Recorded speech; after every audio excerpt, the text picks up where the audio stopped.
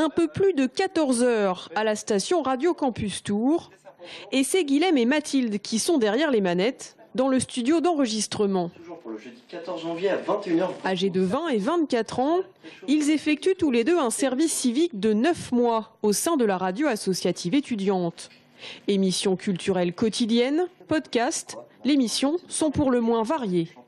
Au début, c'était vraiment pour faire une parenthèse, pour chercher en attendant autre chose. Mais au final, ça me permet d'avoir une expérience dans mon domaine qui est plutôt la communication. J'avais fait déjà des études en alternance, donc j'avais déjà un an en alternance plus du coup un an en service civique. Ça me permet d'avoir du coup plus de connaissances, d'apprendre plus de choses, des techniques différentes, etc. Donc faire un plus sur son CV aussi.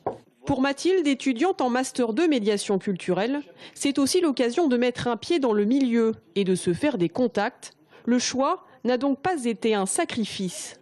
C'est pas vraiment un sacrifice parce que du coup l'an dernier, moi, en même temps que mon master, j'étais obligée de travailler puisque j'étais pas boursière, voilà.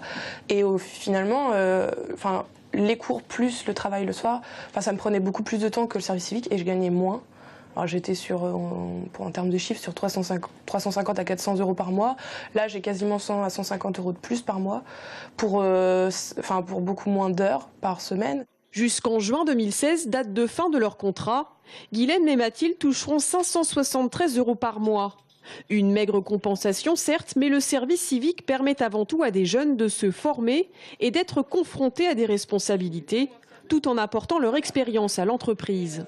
Ce qu'il faut bien voir, c'est que certes, il y a une indemnité avec un coût modéré pour la structure qui les accueille, mais ce n'est pas forcément un avantage économique parce qu'il faut bien passer du temps avec ces gens. On leur offre une formation, une possibilité de prendre en main une émission, en l'occurrence pour Mathilde, qui gère notre quotidienne qui s'appelle Sortez. Donc c'est une quotidienne socio-culturelle, donc elle est libre de faire ses choix éditoriaux.